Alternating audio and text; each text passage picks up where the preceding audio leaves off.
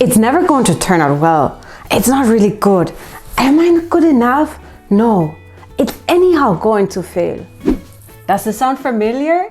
Yes, negative self-talk? Let's just beat it! And in this video, show you how you can replace it with positive self-talk so that you ready for it? Unstoppable! Alright, let's start right away with point number 1. Shift your attention. Yes, you heard correctly. Shift your attention. Because I realized my inner voice wasn't truth. It was a habit. For years, I treated every negative thought like it was a fact instead of a pattern that rehearsed. Just picture this. You know, you have a very noisy, loud environment around you. You hear words from there, you hear words from there, you hear everything. And you have the choice to pay attention to this negative self-talk, like, okay, tell me more about it. Or you have the choice to really focus your attention on something positive, something that really lifts you up. So you're more paying attention, okay, I hear it there, I hear it there, I hear it there. And the more you listen to it, it actually is going to help you really shift your attention to something positive. Because here's the deal. You might think this negative self-talk is just going to be really like very realistic. You look at the situation, what happens. But is this really the truth? Is this really a fact? I'm sure you've already been in that moment where you thought like something is just going to be so bad, but then you saw the results and it was just breathtaking. You were so amazed that this result was even possible. So think about it. Whatever you have, this negative self-talk, this is just one noise out of many, even millions different perspectives. So remember, you have the choice to focus your attention on the negative side or even something more positive that is going to lift you up. Because you can change your life until you stop believing every thought your fear produces is real. Because there's always some pros and cons. There might be something you're afraid of. But the good thing is there's something even you can be looking forward to. Let me give you a very simple example. Let's say you have this amazing opportunity at work. You're so excited to start on it. But then at the same time, you're thinking, oh my God, I have to speak in front of people. I'm just so afraid of doing that. Okay, yes, you can be afraid.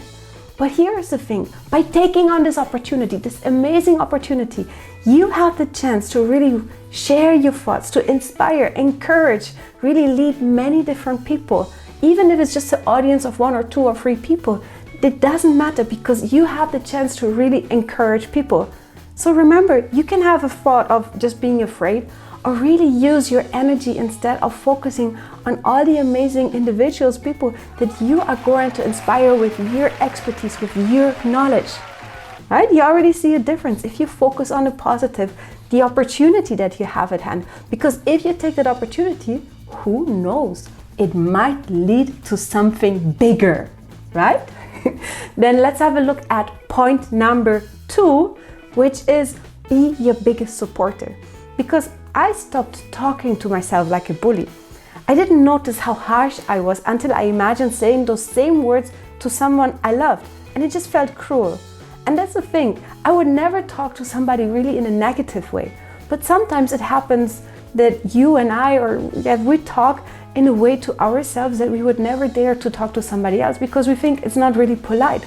But here's the thing, really consider the words you put in your own mind. How you talk to yourself really also has the same impact as if you were talking to somebody else. So what can you do specifically? You actually replace this self-attacks with neutral, supportive language. And what happened then is my confidence stopped collapsing under the pressure, and your inner voice becomes your identity. So it is a voice that you can live with. For example, again, coming back to the opportunity to talk in front of people. Again, you have the choice of thinking, okay, it's going to fail, it's never going to work. Or you can think about all the opportunities that are coming up. Because here's the thing, once you start learning to talk in front of other people, it's easier even for you to take even bigger opportunities to even help more people. If you have your own support, somebody telling you, yes, you can do it. Even just whispering, it already makes a big difference than somebody saying, hey, no, you cannot do it. But the other one says, yes, you can do it, yes, go for it, yay! You see, you already feel that there's somebody supporting yourself, because if nobody else supports you, who else should support you? Of course, yourself. That's one person you can always rely on, your inner voice, your inner cheerleader, your inner encourager to really help you go for the things that you're aiming for, that you're really dreaming of. So remember really just to turn off that inner critic and use this inner critic to really encourage you, inspire you. For example, you can ask yourself, hey inner critic, why am I afraid of talking in front of people? And then you find out, okay, maybe because I don't have the right skills. Aha! Then the other one says, yes, go for it and learn and practice more your speaking skills. So really see how you can turn this inner critic into somebody who can really help you, give you signs as to what you need to work on to really get that goal that you have in front of yourself. So that this inner critic also turns into a big supporter for you. Point number 3, which is celebrate small wins. And I started celebrating small wins instead of just ignoring them. Because I used to dismiss every achievement as it's not enough, and it just kept me stuck in a loop of feeling behind. But the moment I started acknowledging tiny victories, finishing a task, showing up, trying again, my self-belief grew fast. And here's the cool thing. Confidence is something that is built up step by step by step by step by step by step by step by step by step, and not just all at once. It's really by celebrating the seemingly small wins, because those seemingly small wins, they can have a massive impact. Let me give you an example. Sometimes I might not feel like going to the gym because I just want to be lazy. I want to chill on the couch. I want to relax. I want to watch the latest videos. I want to do whatever I have in mind. But I tell myself, Luise, you are an active woman. Really go ahead and exercise so that you have the energy. And then I exercise. Maybe it's not the best. It's okay, because I showed up no matter how I feel. And that's one point really to really also celebrate those seemingly small wins, because it might seem simple that you achieved it, but there are some decisions, some decisions that you had to make in the background in order to be where you are right now. And never take them for granted, because when you take things for granted, it's just, you cannot really enjoy those little victories that help you in the moment.